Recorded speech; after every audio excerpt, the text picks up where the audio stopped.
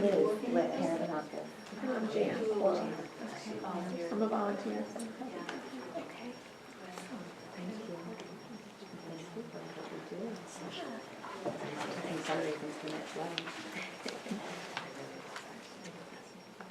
So, thank you for coming back for the afternoon. There's a couple new faces. So I'm going to introduce Charlie Mulligan again from GISGAB, and he's going to go into greater detail about volunteer recruitment. And then this is Yvette Rubio, and she's from the Tompkins County Public Library, and she also is a volunteer coordinator. And so there's a little bit of diversity in the level of volunteer coordination, but it gives you a wide spectrum of volunteers in capacity and how you can utilize them when doing events or a way to bring them into the mix. All right, thank you. And, I think what we were going to do real quick is I was going to have kind of a high-level discussion of how we at GiveGab view the volunteer space a little bit, and then Yvette has very specific things that she's dealt with and a lot more experience in this, so I think that would be great to hear from you. So just, a real quick kind of, even before I go through some key stats, just to kind of discuss why GiveGab even exists. The reason why GiveGab exists is because 4 or 5 years ago, I was reading an article on how people that volunteer at least once a month increase their happiness as if they doubled their salary. And that was something that I found fascinating because I think everyone wants to be happier, and I think that a lot of people think the path to that is let's work harder, let's make more money. But there's such an easy path to actually really increasing your happiness, and it's volunteering. And there's, once I started to look into it more, there's just so many things I won't go through, like every study or other things like that, but there's study after study that shows people that volunteer live longer, are happier, more likely to have meaningful relationships, more likely to actually make more money. There's all kinds of these benefits, and they come from people who volunteer more often. So it's such a great thing. And so that's, that kind of got our thinking going. And so when we created GiveGab, we thought of it completely from the volunteer's perspective. And so we always try to think of why people volunteer in the first place. So before I jump into that, I just have a few stats here. I'm not going to read all of them to you. But the point is, if you're a nonprofit group or any organization, there's a lot of potential out there. And right now, the volunteer hours in the U.S. are estimated to be worth about $180 billion a year. That's an amazing number. There's $180 billion of potential help out there. And then you have to go out and get it. And so why do people do that? And again, back to kind of our original premise for GiveGab was that we wanted people to volunteer more often. And so if you want people to volunteer out more often, you think, well, why do people volunteer in the first place? And so you could, there's a lot of ways to look at it. You could list 20 things, you could list 10 things. We picked these 3 things to focus on. I'm not saying it's the only reason people volunteer, but these are 3 key factors that I think we can really think about a lot. And so people really want to make a difference. And one way we like to put it is they want to matter to something that matters to them. And so this is more than just making a difference to something in general. It's making a difference to something that's greater than themselves. And to me, this is a what's happening here?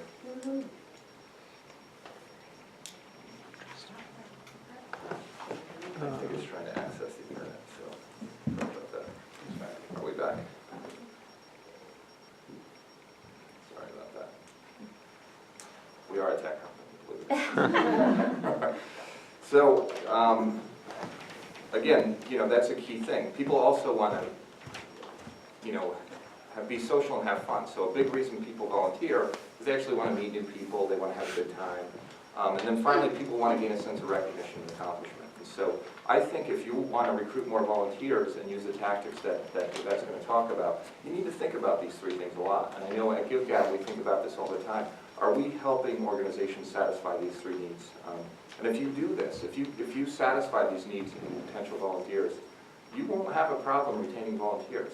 But if you don't do these 3 things, you're always going to be searching for new volunteers because the ones you have are going to go somewhere else that satisfy these needs. So as far as make a difference, and I know almost all of you were in my presentation earlier, a lot of the reason people volunteer is the same reason people donate, and a lot of the tactics are pretty similar. And so I talked about the U-test this morning, and I'm going to mention it again.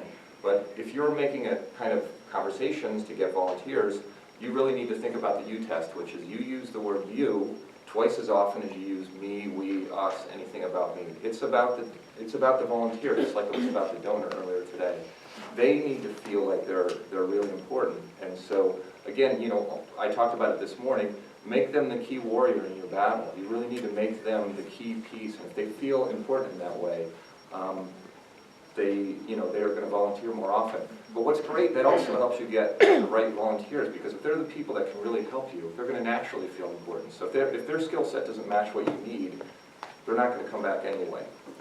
Another thing is you really want to make sure there's personal asks. And so this is, like we were saying before, but you know, there's lots of ways to go get volunteers, but the key volunteers, you need to build a personal relationship with people and make sure, because then, you know, one, you can kind of figure out if they're going to be a great volunteer, but two, that's another way of making them feel very special, and that's what you really want to do. And then you need to be specific on why they matter. You know, if they're going to matter to your organization, then you need to tell them why they matter. Hey, we need an accountant to help us. You're an accountant. I mean, something like that. Like, here's your specific skill set that can help. If you're generic, then they're not going to feel very special. The other part about social and fun, I mean, there's a couple benefits to this. I hear nonprofits all the time tell us that we have 1,000 volunteers in our database, but we only have 5 good ones. I mean, that's not an exaggeration with those numbers. And the truth is, that means you have 5 volunteers and then a lot of names in a computer somewhere. And so, why not take the great volunteers you have and tap into their networks? You know, if Casey is a great volunteer for our organization, why not have her ask her friends to go volunteer with her? Because again, she wants to volunteer. Volunteering is very social for her. And if she's passionate about what you're doing, then she probably knows other people that would be passionate about what you're doing. So it's really, you know, a lot of organizations I don't think about tapping into their current volunteers. I think they also need to highlight the benefits of volunteering, and I touched on it before, but you know, volunteers live longer, happier, healthier. There's all kinds of things. You're never going to find a study that say volunteers live shorter, are miserable. Like, it's never going to happen. Every study says how great volunteering is. And then I'd like to use this term gamify. You know, this is something we do on our site by giving badges and other things. But gamify when appropriate. Well, by that I mean just make it fun when you can. I mean, if it's about something super serious, then giving ridiculous trophies to people or something like that might not work. But if there's any way you can make them feel special in some way, just giving them a virtual badge, or here's the person who volunteered the most hours, or something like that, it makes a huge difference. And we noticed, once we started adding badges on our site, the number of volunteering jumped dramatically. It was amazing. And it's not just 20-year-olds. We have 80-year-olds that want to get badges. I mean, it's not something that's locked into a specific group. Everybody wants to feel like it's fun in some way. So if it's appropriate, do that. And then finally, as far as gaining recognition and accomplishment, again, everybody that was here this morning knew how many times I said you need to thank people. Thank them, thank them, thank them. If that's all you take away, you should make sure you thank your volunteers. And I can tell you, I've volunteered a lot since I started GiveGab. Probably 25% of the time I get thanked. And the reason why people forget to thank is because you have 100 volunteers show up, and being a volunteer manager is a super hard job. You have a million things to do, and after the event you need to clean up and you need to do all these other things. You just forget. But if you don't get thanked, you know, no thanks equals no retention, just like I said earlier. If you don't thank people, they're not coming back. And so it's something to think about. I also think you need to make sure there's tangible goals with a kind of a reward. And this is what I was talking about before about gamifying things or something. But you don't want to tell them we need you to volunteer all the time or a ton. You want to say something specific like, hey, we need you to help us accomplish this task. And then once you do, they should feel great about it in some way. If you can make them feel great, we accomplished this as a team, as an individual, you need to feel great. And that's why I kind of highlighted the individual and team accomplishment too, because it's fun to kind of gamify this in an individual way. But what people really want to do, if you look back, the reason why people want to volunteer is they want to matter to a group that matters to them. So you really want to highlight how people can celebrate together. And so, again, this is just a high level, and I thought this would be a good intro to what Yvette's going to talk about. So. Are you done? Yeah, I can add more as as there's questions. Well, maybe we can talk together. Yeah, absolutely. It's okay if I sit over here?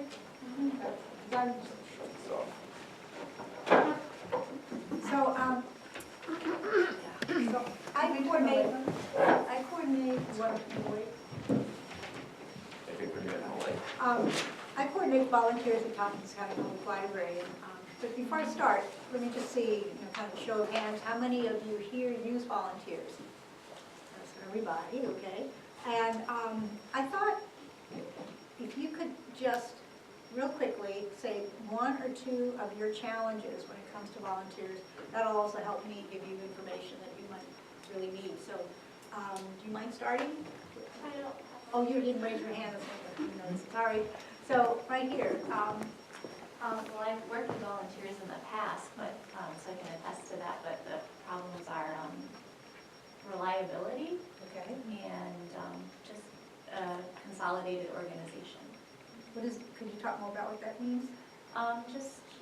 Well, I mean, kind of a platform to keep everyone on the same page, or how to communicate messages to everyone as a group most effectively.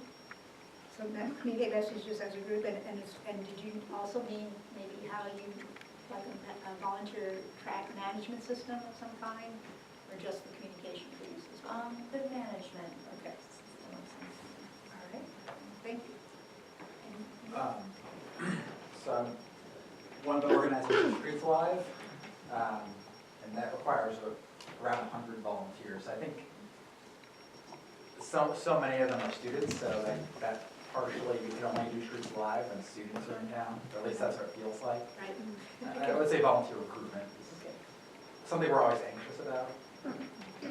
And is it just finding enough or finding enough and good ones? Finding enough. And you? I Challenge? think a few challenges. One is feeling bad about giving them too much sort of dusty, busy work. And another one is, needing them, or having them available to us when we need them. Say we have a giant mailing and we need to stuff 1,000 envelopes or something, are they available when we need that to happen?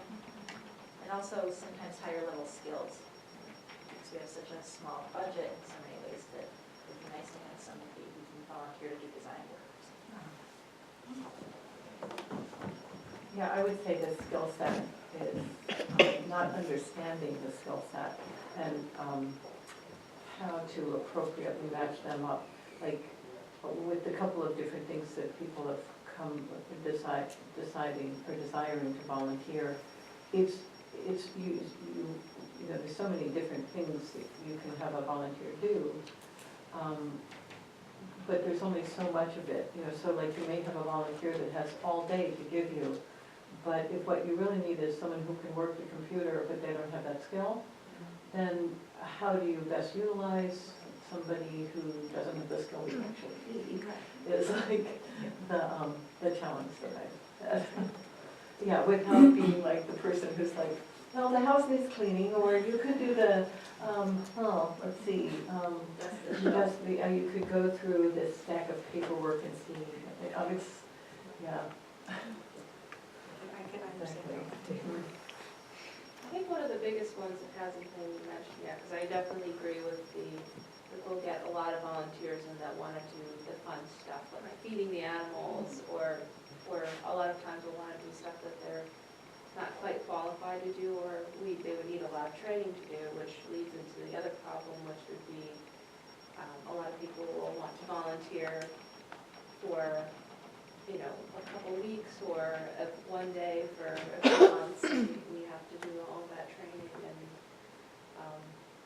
it takes a lot of time to train them. We use volunteers for events, but also for just programs. So I guess for events, it's like John was saying, managing them, recruiting them. We have a lot of difficulty for certain events in the first place. And again, we use a lot of students who come and go.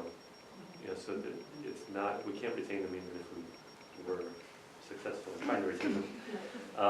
That's an issue. And trying to have some continuity with sort of educational programs where we want to use students. I would echo a lot of what was said in terms of reliability and how it matches evolving skill sets, but also finding a way to efficiently track that information, keep it updated, and communicate efficiently so that the whole day isn't lost on, tracking, keeping information here. I have a whole day. Yeah. The whole day is just inputting data. Right. It's, Need a volunteer to Right. put the Yeah. data into. It's almost like, are you really gaining if you have to put that much energy into being a volunteer when you actually already know how to do it? Right. So, and if they're only gonna stay a little while, it's like, how productive is volunteerism? So, thank you. I guess ours is a little different because we pull volunteers from service providers, so their employees come, so that's limited, but we need more. And we also go to the private sector for families, and these are families with children with challenges. So having them come and be a part of it is a challenge in itself because they need to come away from their home. There's food and gas and many things that we have to find funding to do that, but they're necessary to do what we're doing. So it's challenging. Coming from CFCU Community Credit Union, one of our strategic goals is community involvement. So we're on a different spectrum and we're trying to get our staff to engage in volunteer opportunities. And some of the fears I think of that are, you know, how are they going to time manage volunteer hours and work life and home life, or just kind of a fear of the unknown. And also finding an opportunity that they have passion for, that they feel good about. Those are some of our issues. And two of you back there, I know I would say we have a lot of challenges, but the reliability and the commitment seems to keep popping up year after year, where, for example, with events, we need a certain number of volunteers to show up at a certain time for the event to be successful, and on average we have an 80%, that's our rule of thumb, that 80% will actually show up when they said they would. And we have to be really careful about that, because if we have too many volunteers show up, then it can make our jobs a lot harder. So I'm an organizer in the grassroots arena of hastening the transition from fossil fuels to renewable energy. I see a lot of familiar faces. And for example, like to get a ban on fracking statewide, and now fighting the compressor station on Seneca Lake. I'm one of the organizers of We Are Seneca Lake and some other grassroots efforts to just hasten the end of fossil fuels and make the transition to renewables. The biggest challenge is that we are all volunteers. And so our biggest challenge is governance, I would say, because activists by nature take initiative and take responsibility and have strong commitment, but there's a difference of strategy. And so it's hard when you have hundreds and hundreds of people to govern in a very democratic way. So I would say it's an issue about making sure every voice is heard somehow through democratic talking circles that have representatives, you know, and so forth. But that's the biggest challenge, because it's like this floating structure where everybody's a volunteer. Well, this is helping me a lot. I'm not sure everything I'm going to say is address every problem, particularly yours, because I'm actually coming from an organization that gets volunteers. So in many ways, my challenge is balancing the needs of the staff and the needs of the volunteers, if I were going to sum it up on the sort of highest level possible. So we don't have that problem. I don't know, I would have no advice to at this moment, so. But I'm also with Liz from Healthy Food for All. That's why I'm here today, so as a volunteer. Well, I'm going to kind of talk about what I plan to talk about and make sure I address everybody's points, and who's watching time to let us know when my time's up, and you are, thank you. How much time do I have at this point? Yeah, well, this session has 15 more minutes. Okay, this particular, then go to the Q&A, or?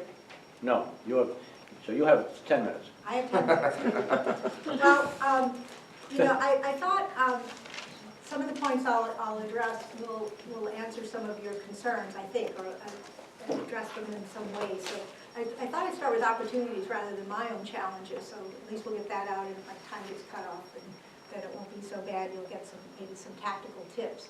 I think the opportunities that exist in the community right now is IC and Cornell, and yes, they're one-time folks, but what I see coming from those two educational institutions is a very strong commitment to ensure that their students are participating in community service. Cornell, IC has been stronger in my experience, but Cornell's coming up with this whole new initiative to have that kind of community service be part of their life, and I see it showing up dramatically. An example is tomorrow I'm on the board of Food Net Meals on Wheels, and I'm in charge of coordinating the volunteers for the mac and cheese event. And Cornell is sending me, I asked for 10 volunteers, they sent me 20. So I've got so many volunteers showing up for this. I mean, I'm hoping your 80% is right. I've never had that. Everybody keeps showing up for my events, so I'm hoping that I won't have to disappoint some folks by saying don't come. It also, what's happening tomorrow is this is the other opportunity, is the Greek service fraternities at Cornell are having their day of, I never say it right, it's Demeter or Demeter, I'm not sure what. So it's happening tomorrow, it usually happens in April, and I don't know how many volunteers are going out there, but I know last year I had 20 signed up and 75 showed up. Wow. So they just send these hordes of students out to work, and we cleaned about every book in the child section that day, which was great. But so those are opportunities, and I'll get specific about when those things take place. Retired folks, obviously everybody knows that, they're an opportunity. The downside is that RSVP is just where you can get a lot of retired folks. It's just, they're going to go out of business in April, so I'm not sure where to find those folks. That used to be the channel that I recruit from. The other opportunities, there are a lot of young adults out there, especially the underemployed and the unemployed, who want to develop skills or want to put something on their resume. And I find these folks through places like JobLink, where they actually get paid to come and work, to come and volunteer. So JobLink through Workforce New York is a place to recruit that group from. And then teens are also an opportunity because they need to develop their skills. They're in an honors course. They're with the National Honor Society. They have to perform volunteer hours if they're taking if it's in high school, and I think at URoots and the Lehman School, they all have obligations to do some kind of community service. So in terms of, is it helpful to give you some really down and dirty specifics? Who do you call? So at IC, call Don Austin. He's the Assistant Director of Community Service and Leadership Development. He's in charge of the Martin Luther King Day of Caring. They do these service Saturdays where they take busloads of students out into the community. He'll meet with him, talk to him, build relationships. That to me is the foundation of my job right now, is building these relationships. I can pick up the phone and say, hey, I need these many volunteers, and it's just done, because I have